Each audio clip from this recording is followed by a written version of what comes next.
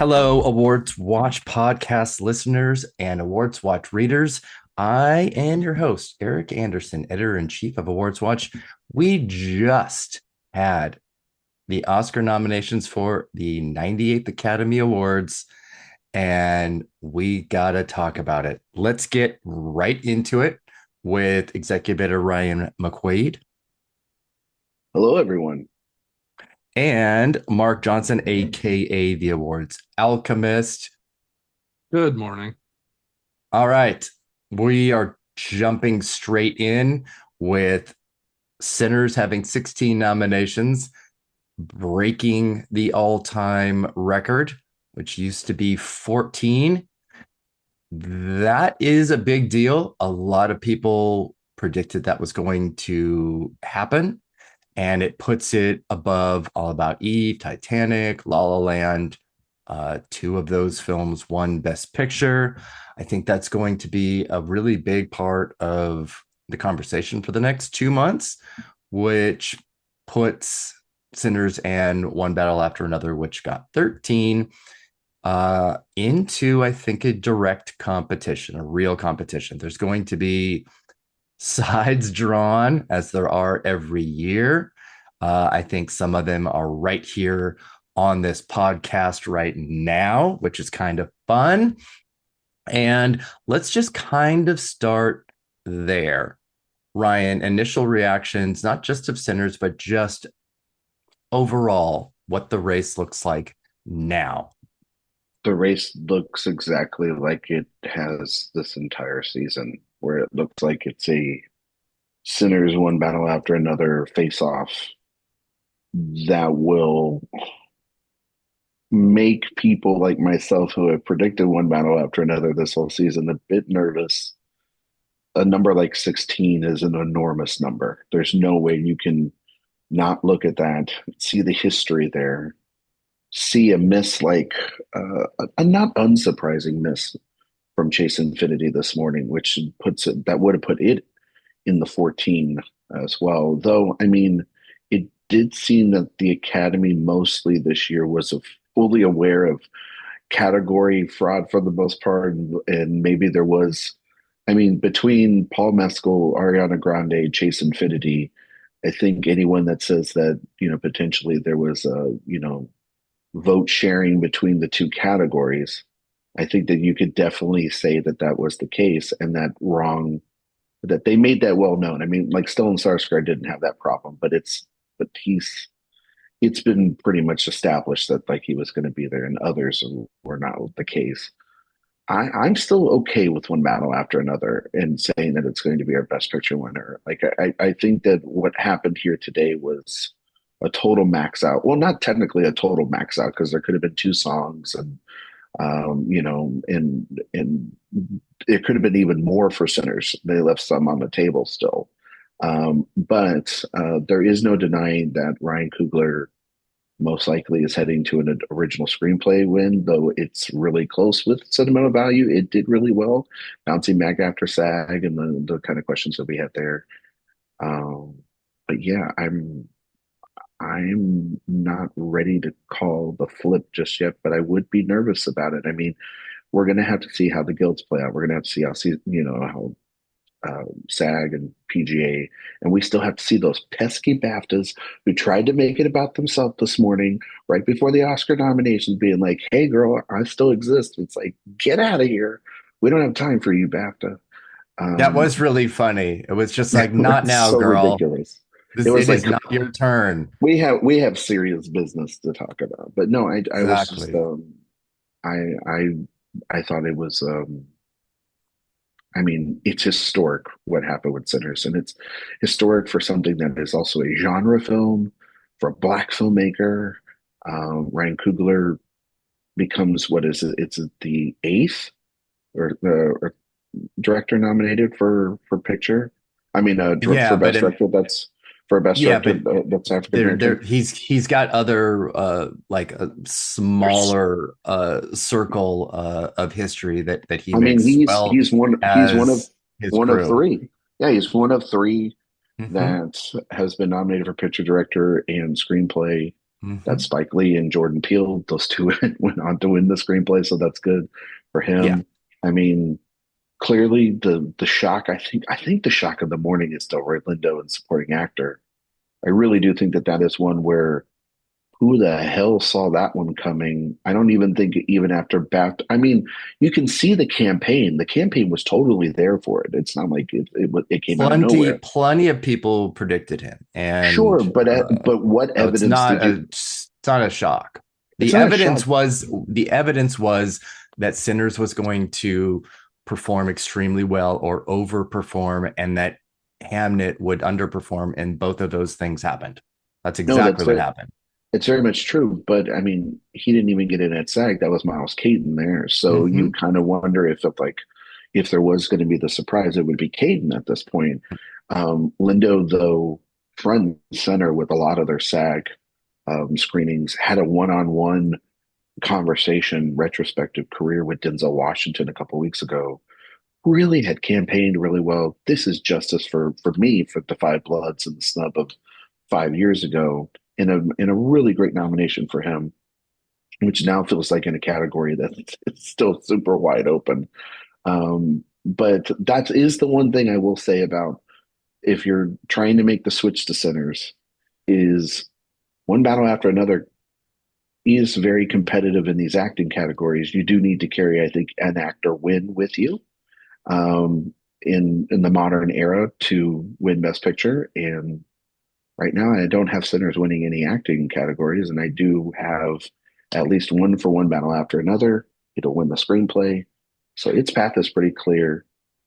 It didn't miss anything huge. Neither one of these things missed anything huge, like Hamnet did. You know. Hmm. So sorry, Eric. And Sorry, Eric. Mark, You know. Mark, Yeah. So what is your take on just everything this morning, but specifically with Sinners and a Sinners versus one battle? I think it's fascinating because I don't think you I don't think it's about as much the totals because when you have such high totals as 16 and 13, obviously both films did very, very well. What I'm looking at is more where did it hit versus where did it miss on those categories that were fringe categories. So for Sinners, supporting actor was fringe. I had Delroy sixth. So I was talking to Clayton Davis last night and telling him how I wanted to get him in so badly, but I didn't know who to pull out. And I certainly did not want to pull out Miskell, which I'm heartbroken about, as I'm sure Eric is. But you have the fringe categories: supporting actor, for Delroy. Actor, I think Michael B. Jordan was, I had him five. To me, I was worried about him. Makeup, I had it five. And visual effects, I had it five. And it hit all four of those fringe categories. Conversely, one battle after another had um, actress missed, costumes missed, makeup missed, production design hit.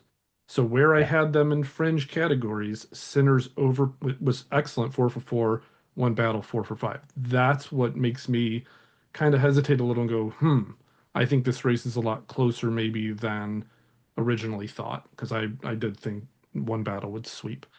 Um, so that's kind of where I'm at with looking at it. I do agree though that the acting win, I don't know where you get that from. Unless they are over the moon about this movie, and then maybe it's Michael B. Jordan. Over You Timothy know, it's Chalamet and Leonardo DiCaprio I'm in not sure about I'm I not don't sure know. about that, but I mean Yeah, where we are now is we've obviously had SAG and DGA and PGA speak, and anything that's happened previously, Critics' Choice, Golden Globes, non-industry.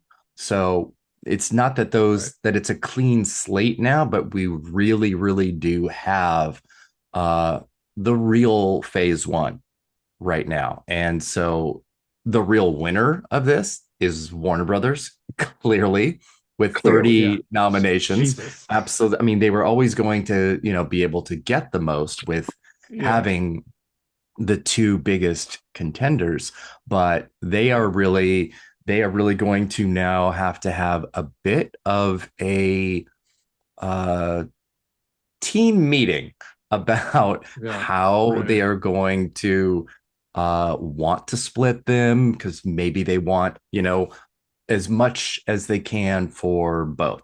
That will be interesting to watch over the next 2 months, which is how long we have until the Oscars. Um, Can I I say one want to more? point out, yes, of course. Just real quick, one more thing I think that we should point out too is with that 16 nominations, which is shattering the all-time record. It's interesting too to think about. There's only 17 categories it could have showed up in, Mhm. right? And the one it missed is lead actress, which it doesn't have a contender for. So it Yeah. went 16 for 16 in categories where it was competitive. That's No, it incredible. wasn't. Well, clearly it wasn't going to get into actress, even if it did, because Correct. Best Actress once again showed that it won't. Its refusal to nominate Black women in this category is once again evident. I mean, it is. It's something that is the most frustrating thing about this, and it's not just a Chase Infinity thing. This has happened multiple times over the years. I mean, for God's sakes, even going back to last year with having two with Marianne Jean Baptiste and Cynthia Erivo, it is just this is an ongoing issue that I think has to Well, be looked Cynthia at Erivo got internally. in. I know, but when we were talking about potentially two getting in, it hasn't. It's happened Hmm. twice, and the last time it happened, it took a global pandemic for that to occur. And Hmm. so, women of color getting completely ignored in this category is not. This is not the first year in 98 years that has occurred. But this one I think is for one battle, its case was should she have been in supporting? I think she probably, honestly, I think she would. I still think she would have got in. I think would that have been at the cost of Amy Madigan? Would that have been at would that have been at the No, cost of probably Elle Fanning. Elle I'll Fanning Fanning? probably. No, would it have I been at the cost of Wumi Musaka? Who knows? All we know is doubt that it. she's not in. Well, she's not in. You know what I mean? And probably Yeah. not Wumi, but definitely. I mean, Fair. Amy Madigan was her only nomination, which is also a really sad thing when we kind of thought that that movie was picking up momentum, and it only walked out with the one nomination, which is to be expected. The horror genre bias as well as sort of continues, even though Yeah. Sinners Three is horror not movies that. in Best Picture would have been That would have been a pretty, lot. pretty a lot. But yeah, I mean, Weapons was to most estimations right at the cusp of a handful of categories: casting, picture, screenplay, and yeah, this just ended up with the one. Which makes sense. You mentioned Best Actress. Obviously, we're going to look at that. And we have Jessie Buckley, Rose Byrne, Kate Hudson, Renata Reinsva, and Emma Stone. I did see a lot of people thinking that Rose Byrne would be the one to miss here, which I thought was kind of crazy. Um, and really, it's the Kate Hudson of it all that we're kind of talking about here, which also means that Focus Features got 3 out of 5 nominations here. Wow. Insanity. Yes. And I think there's Greedy. there's Yeah. there's one thing to be said about this lineup, which isn't against Chase Infinity, but they really stuck with real leads or how they perceived real leads here. Um, and I don't think anybody amongst this 5 did more in the running up to voting and during voting than Kate Hudson did. So her being here shouldn't be a surprise. She should have It's either been not. everybody's prediction or number 6. Yeah. She So was it's she was my not number a six. surprise. She Yeah. was my number And six. She I was mean, probably all of our six at that point. Yeah. yeah, um, I mean, absolutely. like it's not a surprise. It is a disappointment for this newcomer who, I mean, in Warner Brothers, I think they took a risk in putting Chase Infinity in lead, though it had paid off the entire season. And then she ended up being the person that, I mean, we don't have BAFTA with us, but we can just assume if she does get in at BAFTA, she would be the person, she would be the newcomer of the season that gets in every single category and then misses. But she also, with the winning most of her and Miles Caton splitting a lot of the first time awards, You kind of felt Mhm. with also the strength of one battle after another that she would just kind of coattail her way in. But it's not surprising that she missed. It's just disappointing that she missed. But Kate Hudson, I mean, Eric, you and I, when we saw that film at AFI, I looked at you and I'm like, this is totally going to get in. It's every trope under the book. Emma Stone, she is in her phase where she does anything It's Meryl Streep remote. of this era. She really is. And I She think, broke a Meryl Streep record today. yeah, and Really? I think Hmm. that people need to stop Mm. being so precious at the idea of her being that. I think she is that. I think that she And she's is, terrific. and well, that's debatable, but and not in this film. I think the other one that I was really at the last second wondering about because the strength of the campaigns for Emma and Kate were, and I was getting a little worried about Rose. I know that she had won all these critics groups and everything. She had the Globe speech, but she was solo nominees are really really tough to in supporting actor.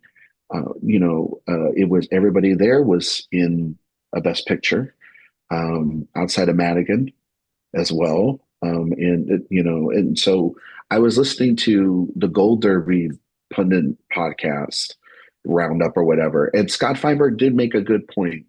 We'll call it credit where credit is due. Is this like over the last couple of years, when we've had this expanded field and we've had this new voting block, 16 or 17 of these acting nominations have gone to film performances within Best Picture nominees.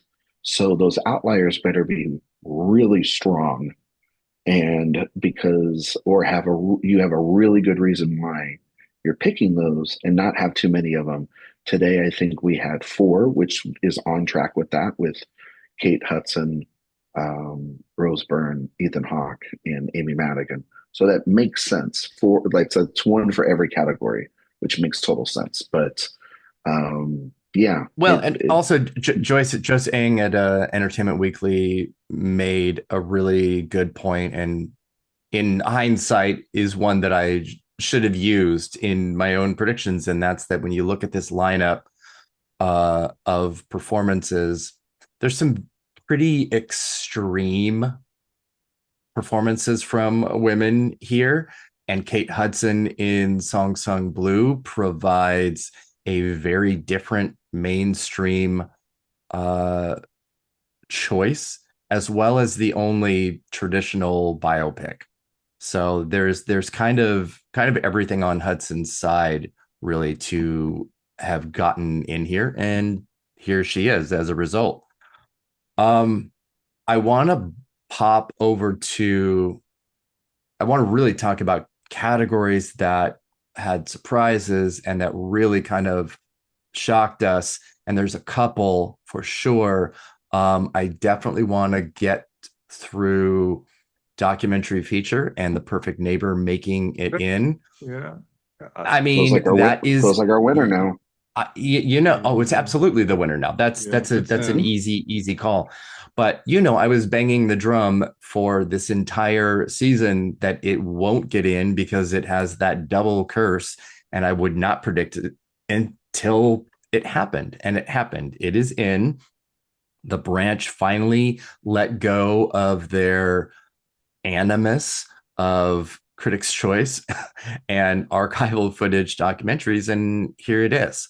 So I'm definitely surprised. I'm glad that it's in. It's a really good film, but it's here it is. Uh, I don't know how much you guys want to talk about that film or this category, but if not, we can move Well, on. I will quickly mention it was my worst category. And in fact, the only one that I got correct was Perfect Neighbor. And I agree with your assessment of it going in. I even wrote in my final predictions how I thought that was very smart to not predict it. I just didn't have the balls to do so.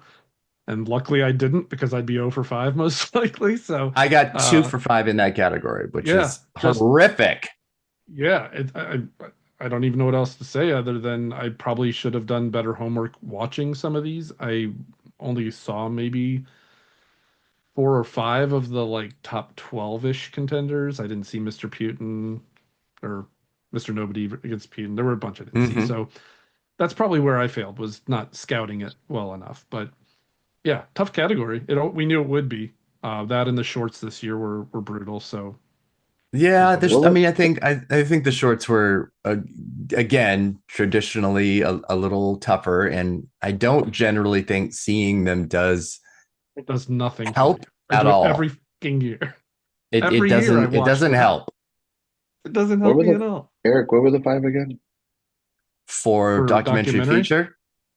uh, Perfect Neighbor, Come See Me in the Good Light, Mr. Nobody against Putin, The Alabama Solution, and Cutting Through Rocks. It's a Okay, great lineup. so I did horrible in this category.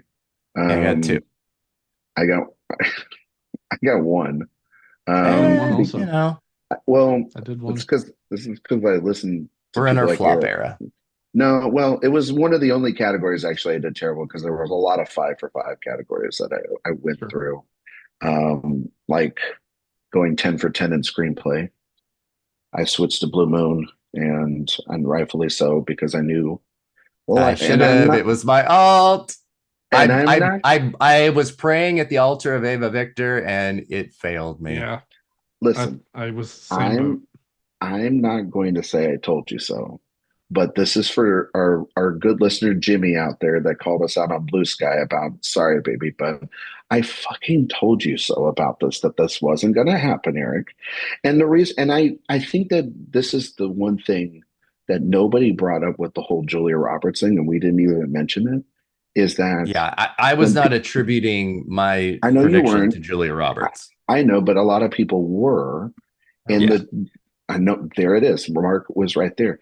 Just because Mhm. somebody says to watch a film does not mean that they're going to like that film. But And but and we've seen that work in recent years. We've seen campaigns come up we're talking late. when was the last time it worked? What's the actress? I'm gonna draw a blank on her name. The movie was awful. Just a Which couple one? years ago. I What, forgot Andrea her name. Riseborough? Yeah, Riseborough. That was a But huge last that's minute kind of totally campaign. different though. That is That's not the that's same. that's not the Okay. same thing. That Okay. that is like a Yeah.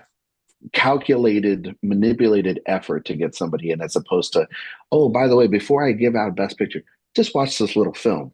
Anyway, here we go. That Like, was the white ladies of Hollywood all circling the wagons that's what to a degree Okay.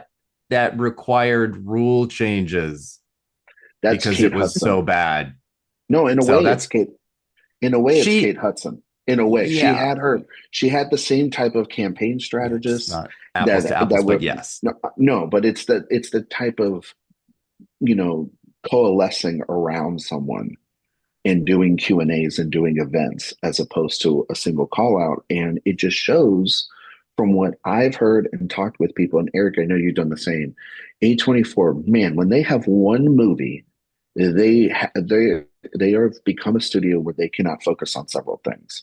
And they had mm-hmm. one movie, and Marty Supreme, it didn't max out. It did good, but it didn't max out what it could because it could have got Did very well, makeup and it could have got the two supporting actresses and everything, but it got director or and one. or just one of them in general. But then Smash Machine only got one, Rose only got one, Sorry Baby missed. And those two other noms for Rose and Smash Machine, those were expected, almost guaranteed locks. Mm-hmm. Sorry Baby was not that. And it made sense for Blue Moon because it's such a writer's screenplay. It's Sure. so monologue heavy. It makes Yeah. sense. And then if you have Hawk in, which he felt more and more like a lock, that would go with it. And yeah, sad for weapons. Wish that would have gone in, but I'd made that switch a long time ago and took that out of it. And can I talk So, about maybe the no, craziest nomination on the day? Not we're yet. gonna do that because there's two of them. But sidebar, the makeup and hairstyling category is great because it has the ugly stepsister and Kokuo. Love that. But let's go into what I think are the two nominations that were both the biggest what the fucks this morning.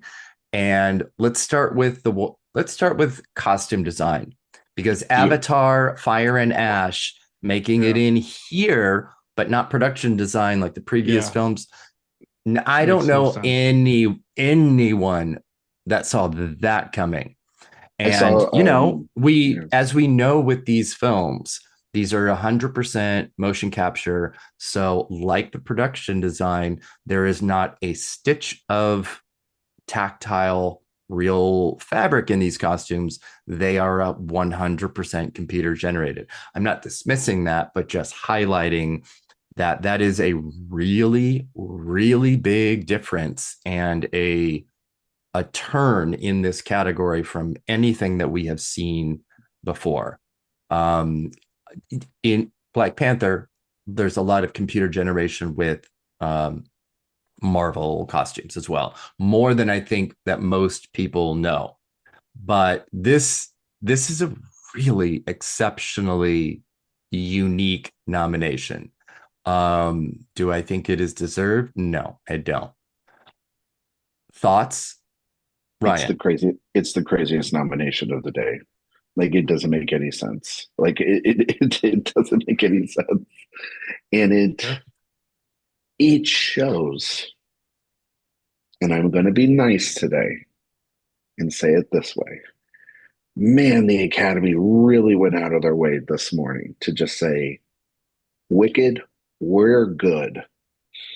They said wicked, no good. Yeah. No good, we're good. Have a Mm-hmm. nice day. And this was kind of an interesting theme of this year is the rejection of previous winners from last year, because the Testament of Ann Lee is one of those as well, where like they just said, we don't care if all those people are back in the race, we're not nominating them. Same thing goes with this. All those people, Grande, no one left the station. So it really, honestly, like some people out there were predicting Wicked for Good to be Return of the King. It pulled an opposite of Return of the King because it didn't get nominated for anything. So it's, like It was it's like return to sender. exactly. It Right. was like put this movie in Mount Doom and let it burn. But I thought that was the strangest because I saw a screenshot from the Oscar expert and Brother Bro. They have their own predicting app, and four people on an entire uh, platform picked this film to get in. Four of like thousands we're talking about. It had a less than zero chance. It was like the 38th pick on the board.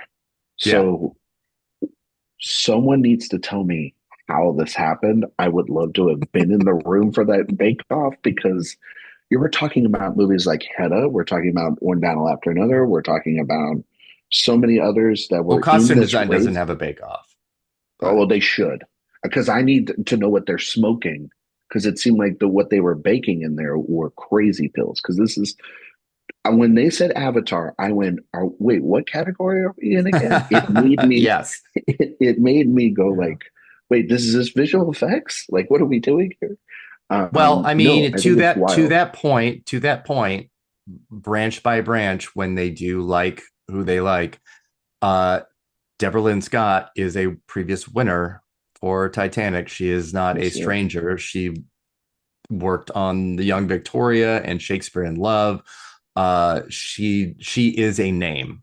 She Mhm. is a name. But it is still strange. Before we go to the next category, which is sort of related, Mark, I just want to get your quick thoughts on Avatar in costume design.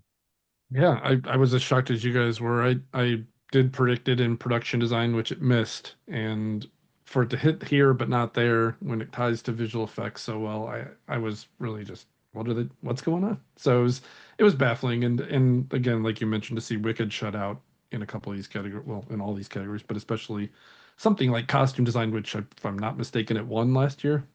Um, so yeah, Mm-hmm. it was there, quite a bit of surprise on that category. Yes, and so the continuing the Wicked snub train, I want to go to original song because that film had two contenders And we had four titles that were widely predicted, pretty easy to get. Dear Me, the Diane Warren, obviously, nomination, She Golden from was the K-pop. first one up. Yes, 9 in a row. I lied to you from Sinners and Train Dreams from Train Dreams. And then we get Sweet Dreams of Joy from Viva Verdi, because Because why not? what in the fuck is that? Yeah, that's Because probably the biggest this is I swear something is funky. Something is funky.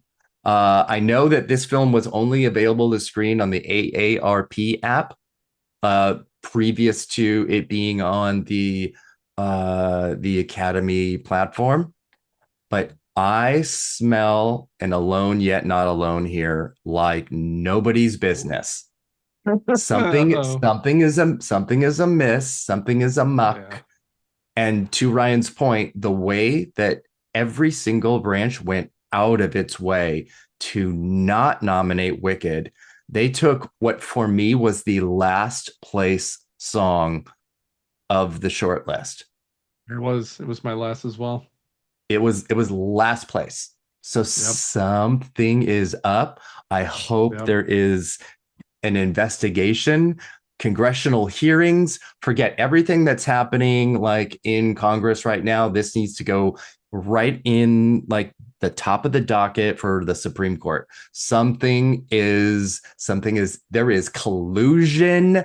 This was rigged. Something is up here, and I want to know. I just can't wait to see your outfits for the court battles that you're talking about here. That's going to be so wonderful.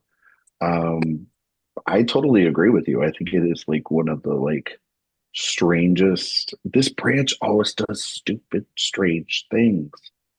And yeah, I would not be surprised if we get a rescinding of a nomination here in a couple of weeks after this is looked into. And then it's going to look really even worse because, like, okay, so this nomination being in here, it smells a foul because, like, if they love Sinners so much, that second song could have got in easily. Drive from F1, a Best Picture nominee, which we'll talk about that in a minute, and then Come See Me in the Good Light has the Brandi Carlile and Sarah Bareilles song that was campaign. Billy Idol song. The Billy Idol song. There's a lot of, there's so much candy. And then the Wicked songs. There's so much candy for these guys. And so this feels like shake a hand, get my friend in. It does not feel organic because if none of us see something coming, it smells. It smells. It smells. And I think that this is, Eric, I don't think you're wrong here. When I did it, I went, oh, are we going to have to do this all over again? Like, is this the Alone Yet Not Alone again? Like, that was literally the first thing that came into my mind. So we'll see. If it's legitimate, it's going to be the weirdest performed song at the Oscars. I'll tell you that.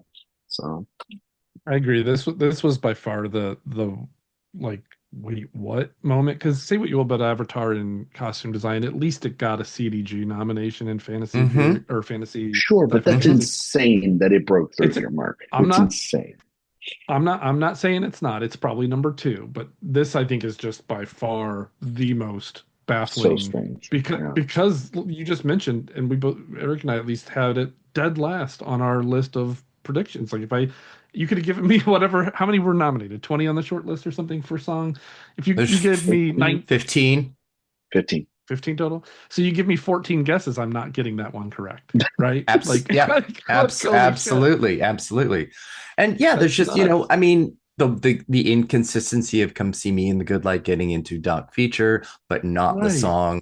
Right. I kind of like that, obviously, as an enthusiast. I want the crazy nominations. I'm not in it, so I don't have that level of a personal gain or loss from it. I like it as a spectator to have crazy nominations. And for a year like this, which really, even though only 2 films broke that that 10 plus threshold, I think there's like 14 films nominated total in the top categories because they took up so much space. And that includes having those three acting nominations that are the sole nominees for their films. It's it happens a lot where it's like, how many movies did voters actually see? Because we have this glut of a certain number of films. Because after Sinners in One Battle, you've got three films that had nine: One that Frankenstein, had eight. Sentimental Value, and Marty Supreme, and Hamnet with eight because it missed so many big things. Thankfully, not Chloe Zhao did not suffer the fate that Guillermo del Toro did as previous winner, and that puts Zhao in very very high esteem in a very small circle with Jane Campion as only the second woman to be nominated twice. And that's the other part of Oscar nominations that I love. I love all of the history. I love the stat breaking. Amy Madigan now holds the record for longest time between nominations for an actress. I love that. The Emma Stone thing I mentioned earlier, she's now the youngest woman to hit 7 nominations, breaking Meryl Streep's record. She's 37. Streep was 38 at the time. I love all of that. All of that is so Chalamet. much fun. Chalamet has double record stats. You can see all of those on awardswatch.com. But I mean, there's a lot. Listen, And I I think what you were saying though about like the same a lot of the same film. I think if you look at our predictions, I think you'll see that we kind of knew that, right? There was We knew the that big going in. yeah, the big five for SAG is the same big five for DGA. And we knew and also they showed up on PJ. So we knew those five plus It's the big probably five here. sentimental Yeah. and sentimental value, right? Because I Hmm. think most of us probably had that in the top six. So, those six films we knew we're gonna steal a lot of spots. And then when you Right. have films like F1 hitting, that are lower on the bar, hitting multiple spots, and Secret Agent, like they kind of dipped from the same pool of best pictures, which again, if you read the Awards Alchemist piece, you'll see I mentioned often if you're 50-50 on something, go with the film that's more likely to be a best picture candidate because of how that spills out down the ballot. And I think that's what we saw here. More maybe than We did. usual, but yeah. Yeah, I mean, we saw some big misses for films that I mean, again, um, every film still missed something, even Sinners. Miles Caton is a SAG nominee. He could have definitely been in there. You look at Chase Infinity being the one miss as well for one battle. Hamnet had a pretty rough second half of that morning.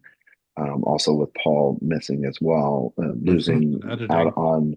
on editing and cinematography. I mean, we kind of knew the cinematography one Yeah. was definitely not going to happen, but yeah, that but was an easy call as a that was an miss. easy call. Marty Yeah. Supreme, the actresses, the score, that's not surprising either. You know, Sentimental actually maxed out really if we're going to talk Sentimental did about it. very well. It did Yeah. very well for itself this morning. That we definitely Getting need to talk about is that because like what that's an happened interest. in with all of the international films. Well, that's definitely something. I mean, okay, I know that over the next more like month and a half before we make the final prediction show, there is going to be an online tendency to just assume because of a movie is nominated now for 16 Academy Awards that is going to start sweeping or is going to just dominate on Oscar night. We have no evidence to support that. What we can say though is that yes, it is very strong, but look at sentimental value and how strong that is. Kicking out, being the international pick, beating out I its mean, no own, shock there. no shock there, but beating out its own competition in house, from Cannes all the way here, bouncing back after SAG, right? And the disaster that was, and, you know, kicking out directors like Panahi and Kluber and Guillermo del Toro, that for Joachim Trier, which is much different work behind the camera, and the double actress nominee as well. It is still very strong in international feature, Absolutely. screenplay, to win those categories. So, yeah, I mean, we have seen it other places. Now, granted, they are critics groups and it's CCA and they're not industry, but we have seen Sinners dominate at these places before, and they do not walk home with the most wins. So I'm just going to say to everyone listening out there, we have to be careful already about just how we do with shortlists, because Surratt was all over those shortlists and it did not dominate the shortlist like people thought it would. Like, it got the Yeah, two noms, it got you know. exactly the two that I know, it was going to but you get. had, but Eric, you had, I saw people switching Sure. pundits. Somebody These are had it not in Best like just, Picture. yeah, like I saw people, Scott Feinberg had it in picture, Oh, Ann I Thompson saw at that one point, nonsense. Ann I Thompson, think love so did. Ann. She Yeah. had it in there on Gold Derby at one point. People had that in there. So you have to be careful, because the majority of the time also the most nominated film on the morning doesn't always walk away with Best Picture either. Well, and Six out of the let's go ahead. six out of the best 20 films to lead in nominations won Best Picture. Only six out Yeah, of 20. it isn't the bellwether that I think like People want to Used make to be. casual purveyors of the Yeah. Oscars understand. It But used to matter a little more.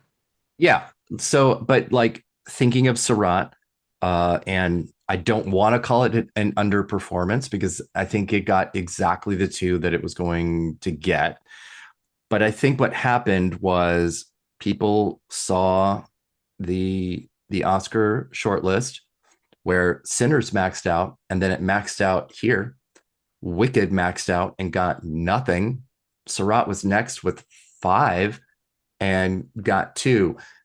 You can look at then the BAFTA long list, because BAFTA comes out after the Oscars this year. That's going to be really fascinating. But they have Yeah. 6 slots for acting. So guess what supporting actor is going to look like? The 5 today, probably, plus Paul maybe, Mescal. Yeah, maybe. maybe. Oh no, because Delroy Lindo is not shortlisted there. He is. That's So, He why. is shortlisted.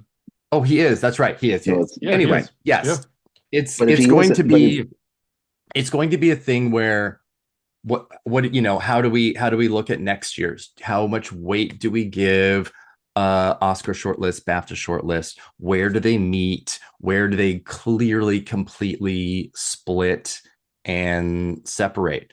And through all through all of these losses for Wicked after last year, I I honestly struggle to find the real reason that it was rejected so wholly. no, I because it mean, was, not you know, is it because it was the very next year?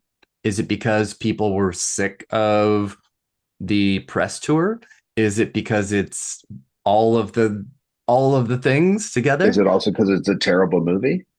It's no, because there are plenty of terrible movies It's not nominated. terrible. That's Stop. I never going to mean, be a valid reason but ever. it's not helping it. Doesn't help. Yeah, Like, you add I'm not all going to that up. subscribe to that.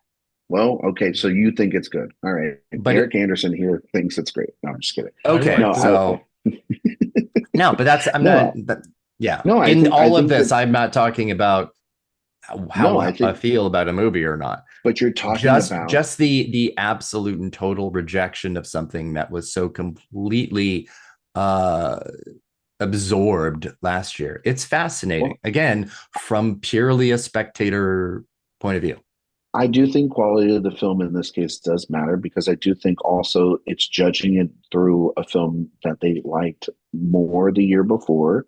They also, there's a lot of the things in those bake-offs that I think that they just saw that they felt that they saw a year before when they nominated it. Mm-hmm. It feels very Lord of the Rings, The Two Towers, Mm-hmm. not Return of the King, where that, and also Avatar Fire and Ash, where they underperformed. The thing about those films is that there was at least a third film with Lord of the Rings that came back, a couple years, literally the next year, and swept. And then with Avatar, there was a decade in between. also people don't like the second act of Wicked. It's as casual fans of it.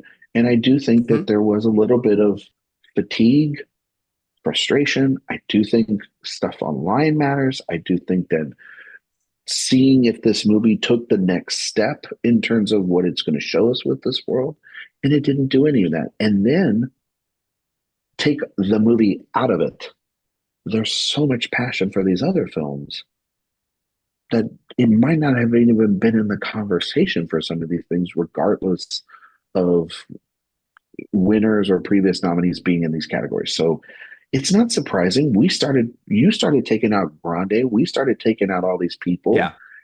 in the tech categories. I was stupid and listened to Josh in last week and put a couple of them in there. And I shouldn't have, because this movie had zero passion when it came down Mhm. to it. They did their initial press, and Cynthia stopped doing press. Grande was barely showing up. Like, she just showed up for her little high on the red carpet and sat there and lost to Madigan and Tiana Taylor. It underperformed at every single place. This is not honestly too surprising that it blanked. It's not. I would It's great, I would and say it's not I surprising. would say though, I wouldn't totally drown it out for the season. It did very well with the guilds, right? The craft guilds, art directors guild, costume designers, makeup and hair. Like, it showed up in six different guilds. So there was support. I just wonder if, when they go to vote for nominees, it's preferential balloting by committee. And so it probably just didn't have the passion of that number one vote, right?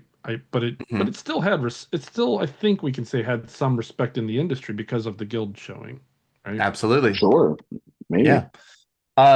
So all right, I want to close with two more categories. One that was also a really big surprise nominee, and then wrap with Best Picture.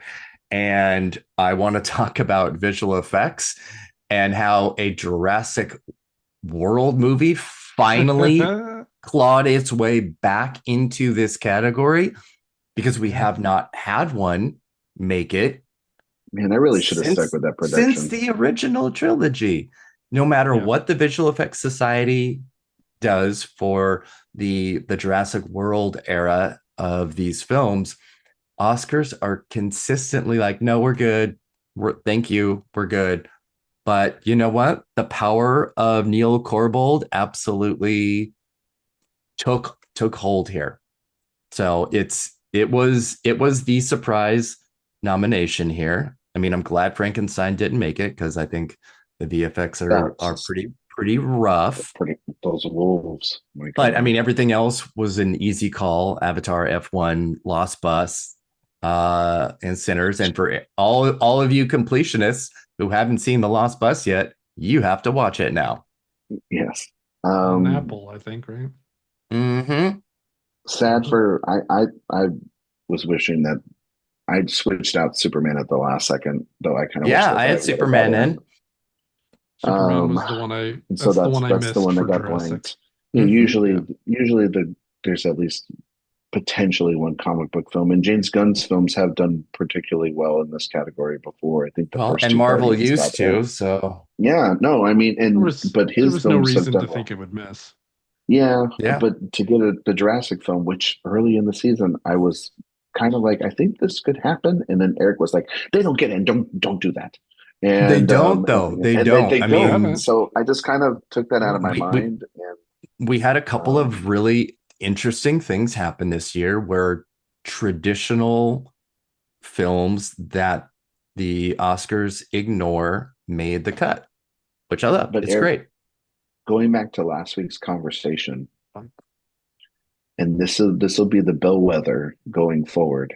If you keep talking about how you didn't use visual effects or Mm-hmm. special effects in your film at Q&As, Guillermo del Toro this year, Christopher Nolan, Oppenheimer, I'm not going to predict you going forward. I don't care if your movie is the greatest film ever made. You are going to piss off this group, and they have shown it twice now in the last 3 years.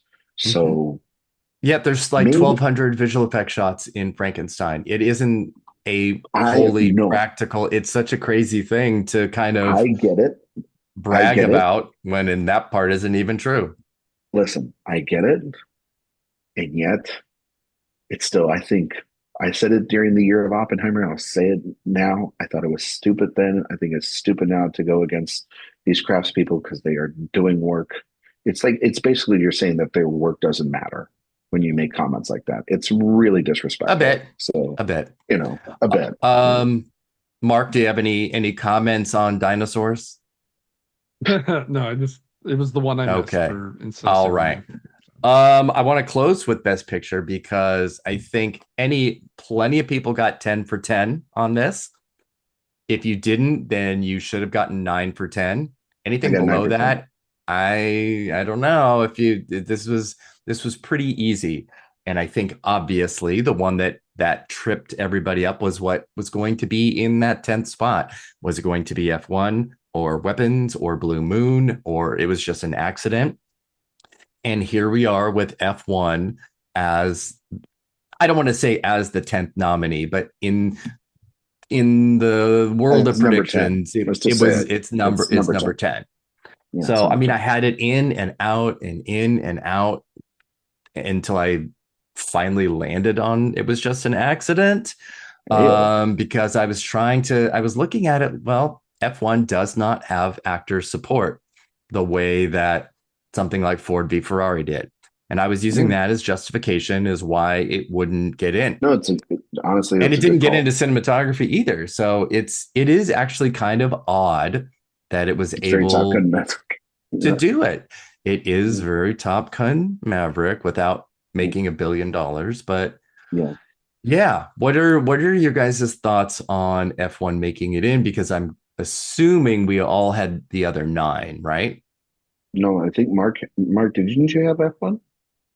Yeah, I You had had all 10. This F1. is my Yeah. first my Yeah, first time you are getting 10 for 10. See? So let's my let's first let's go to you Mark, go first, first. Mark. okay. It's my first time, I will say, being 100% with Best Picture since 2005. So there's usually one or two that I What? misplace. Even in Yeah, Wow. the there's years of usually five, you couldn't get it right. Even with the PGA 10? yeah. I think 2005, if I'm not That was mistaken, so was the last. easy. Oh, all right. I guess I was a little more. So I will say, before writing online, starting in 2009, I was a little Yeah. more of a maverick with my choices now. And as it gets closer Oh, and closer to present date, I've become more analytical and sure. stats and fact based. So, That's so funny. I'm I the took opposite. I took more shots back in the day. Yeah. So yeah, this one actually was one of the very last things I changed, and it was while I was writing editing, which, if you read my Alchemist piece, editing was one of the last categories. I think it's one of the hardest ones. Without ACE, without Yeah. BAFTA, without a short list, editing Yep. was really challenging. But as I'm writing that piece and looking at the numbers, um, something I'll just read what I said. If you look at the last 5 years, 24 of the 25 film editing nominees were also Best Picture nominees. The only exception in that run is Tick Tick Boom in 2021.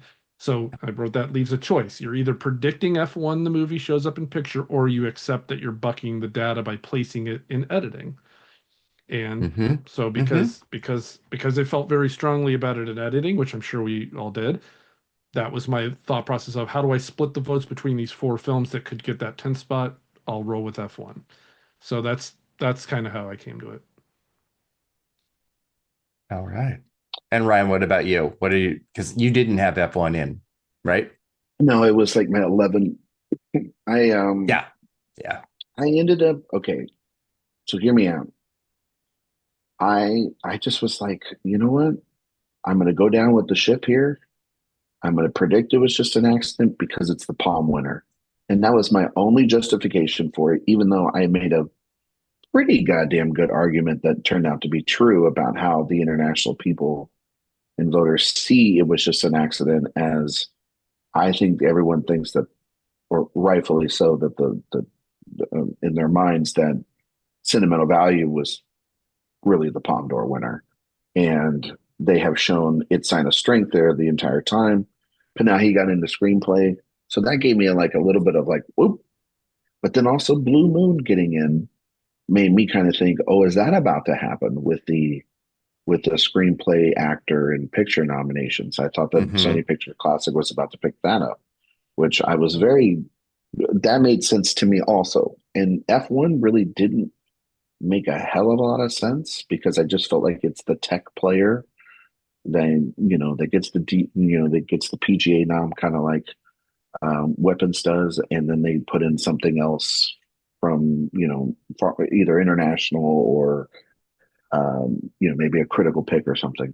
But we really didn't have that sort of critical pick because those critical picks were already in there, like Train Dreams and Yeah. and so after thinking about that and that critical consensus, I started thinking about, well, what could it be down to?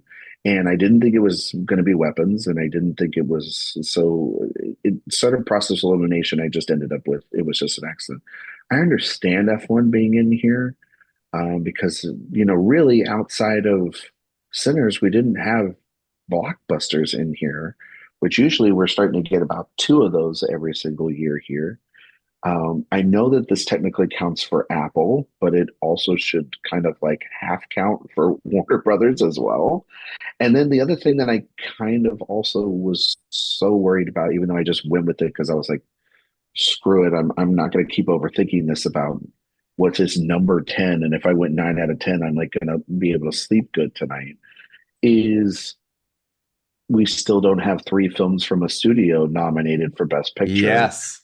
and especially three international films as well too. That was a bit of like Which I predicted yeah, which like a felt dummy. well, yeah, which is kind of just like felt like a dummy thing all season. And I mean, Secret Okay, Agent. rude. I It's mean, fine like if I say it. You don't need to validate it. I, My no, goodness. I'm I I'm was with saying you. that I'm saying that for myself too, because it's like I know personally better than that than to listen to you and to other people about things that I don't think are going to truly happen because they don't happen because it hasn't happened in 98 years. And I don't think it's going to ever happen like that, especially if it's from the same studio. That doesn't make a hell of a lot of sense either. And Panahi in that film had just fallen apart. I mean, to tell you how much this movie fell apart is that Secret Agent got four nominations, and one of them was in casting. Yes, That's which we didn't even talk about the new category insane. casting and how that It that is shook that out. that was the one that Secret snuck Agent in. making it in over Sentimental Value, which clearly Yeah. has the nine nominations. Exceptional. I love That's it. the one that Dona blocked it from. Sebastiana, you will always be famous.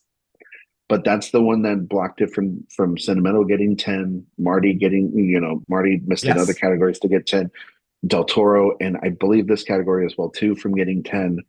I'm Um, glad it didn't go with the SAG 5. Really, really, really, it was really glad very for that. it was this close. You could feel it. It Yep. was it Yeah. was that close. Yeah. But then there's that international block where they really did do a great job, and I think that that's such an inspired nomination for Secret Agent. But that just shows Yeah. it was just an accident, was weak, and is the five in that, and is the lone screenplay, like the non-best picture, not lone screenplay, obviously, but the non-best picture screenplay to get in, which is And Blue nuts. Moon. And Right. Blue Moon, I guess, but like that's a nut statement to make after a Yeah, couple we of months actually ago have when we no thought, lone screenplay nominees this year. no, we don't, which is Dude. made more sense for there to be that happening rather than there was one with Sorry Mm-hmm. Baby. So Yeah. no, I mean picture played out exactly how it was. The Begonia resurgence today was kind of crazy, like the score The guilds nomination. showed us, but it wasn't enough for Jesse Plemons. It wasn't enough for just Keith Lemons, I mean, it wasn't enough for him, but I'm assuming he was six but Tough Train category. Dreams, but then Train Dreams had a really great day too. So like, Edgerton probably it was very, very close, razor thin margins there. But Mm-hmm. yeah, I mean, if you're asking me now, back to the original question at the beginning of this episode to now, I do think it is a two film race, but Mark threw out that stat that makes me now feel much better than I did at the beginning of this episode, which is 6 out of the last 20 that have been nominated for the most Oscars, including especially if you look in the modern times, over the last 10 to 15 years, it is even rarer than that. I still think that One Battle After Another is going to win this. I think people are going to try to make all these connections and call something La La Land and call something Moonlight. Well, you can't be Moonlight if you broke the freaking nomination record. So we can just end that stupid shit once and for all. Right. It's more likely La La Land. It's more likely La La Land at this point, and it kind of makes One Battle After Another, which is the quote unquote front runner, now a bit of the underdog, and it's a 14-time Oscar nominee underdog. This is how Hamnet wins. This is no. Right? If anything's in third place now, I would say Sentimental Values in third place. Sentimental Values in third place. Yeah. Then Marty Supreme's probably in fourth. Like Hamlet's in fifth. With a best actor potential winner. Actor win. Sure. But Hamnet is going to have the best actress winner. So is it? There's a little we're not doing that today. Here comes Kate Hudson taking all the FYC stuff from Focus. My God. Oh my God. Their mission was all right. to get her nominated. It really was. It's an honor. It's an honor just to be nominated. All right. With that, do you have any closing thoughts on today before we embark on this next phase of the Oscars? Mark, you go first. I will say, I think with Infinity missing and Keaton, I think say his name missing, and Odessa Zion missing, and Eva Victor missing screenplay, I think it's very clear that they read our breakthrough performers piece and said, "Fuck you guys." So, yes, yeah, not a big ingenue young person morning. Especially after last year, which was filled with so many breakthroughs. They really went back to old staples and they balanced out 2024 kind of in that way. A lot of first timers, obviously, which is great. Supporting actress is entirely, except for Madigan, first timers. Super cool. Love that. That's cool. Very much so. Like having a Lordy and Stellan Skarsgård and Benicio's first nomination since his win for Traffic. Which is he has a long gap. 25 years ago, which is insane. And Penn is like 17. Yeah, Del Toro's 20, I think. Ago. Yeah, well, yeah. And so we mentioned Chalamet and his record-breaking stuff. Leonardo DiCaprio ties Robert De Niro for the most Best Picture appearances by an actor with 12. I got to pop that back into the piece today. There's a big asterisk next to that, though, with the amount of nominees we have now versus then. Sure, but he was part of an era. Stat. Yeah, no, I mean it's still an achievement nonetheless of the type of films that DiCaprio. One of our because De Niro has benefited from that as well. Well, and also De Niro has like a run for 20 years where he wasn't doing any of that, where like he wasn't in quality Oscar films. There's a ton of quote unquote snubs. The snub pieces will be out there. I don't feel like there was I think Paul and Jason Fiddy are defined snub. Paul Mescal is a snub. Paul is a snub. And I'm not going to hear anything else about it other than that. And that's all that I will say about that today. I think Chase Infinity is a snub as well. I think that if you I do too. If you no, I'm not saying that you're not. I just think that if you are nominated for everything up to this point and you miss, I think that you can count as a snub. I guess that means you could say that about Ariana Grande, but I won't. Get back and pitch, girl. That's all I'll say. And there's a ton of films that missed out. But the number one I'm just going to say is Jay Kelly. What a day! No, what a day! Those Netflix curses are starting to become true. This had Oscar buzz is going to have a fantastic episode there. That one, and also Wake Up Dead Man and The House of Dynamite. Like It should just be an entirely Netflix episode because yikes. it was a really, for as much as they had good stuff, and I mean, yeah, Train Dreams overperformed, they have the second most nominations for a studio of the day and it still feels like they underachieved, like because half of them massively. are Frankenstein. Well, no, they have the most because they have Warner Brothers. Well, Because they no, Well, well, not yet, but yes. well, My God. wow. So it's four just Best Picture combined. nominees. So technically, they How, have the record with like 17. That's oh my crazy. God, how dare you? Well, All doesn't I right. mean that's the other thing about F1 is like technically Warner Brothers, because they push that in theaters, they get a little bit of credit for that too. Like, They were the distributor. they get to that. That's big. It That's doesn't big for them. count, but it's yeah, I know what you mean. I know what you mean. Yeah, they get the home All video right. rights. All right. What is my final thought? My final thought is You hate I people that mess with love these Paul, nominations. I hate these nominations. Um so it's an Oscar there year. it's a Right. regular It's an Oscar Oscar year. year. I'm very happy when the Oscars put SAG in their place for not nominating international performances, which continues to be a really horrible thing that this random 2,500 people in the nominating committee continues to do. Why is that? Why, if the committee is random, do we consistently not get international performances that aren't, I don't know, Amelia Perez in here? The threshold to get in is so high with SAG, and it shouldn't be. There's something's off there. So another congressional investigation. I'll be kicking that off right away. But other than that, it's still fun. It's still the Oscars, and we're still here talking about it. So yay. Mark, where can everybody find you and your work on the internet?